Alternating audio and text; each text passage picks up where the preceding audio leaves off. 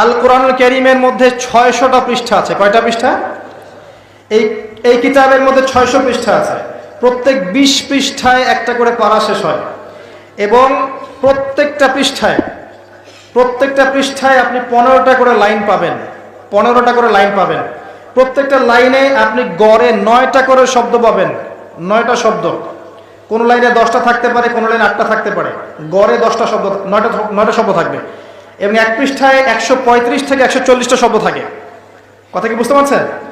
এভাবে হিসাব করলে দেখা যায় যে এই 600 পৃষ্ঠার কিতাবের মধ্যে সব মিলিয়ে শব্দ আছে 77,800টা। কতটা? 77,800টা, অ্যাপ্রক্সিমেটলি 78,000 শব্দ।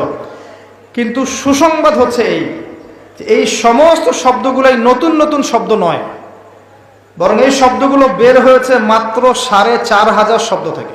সুবহানাল্লাহ, চিন্তা করতে পারেন?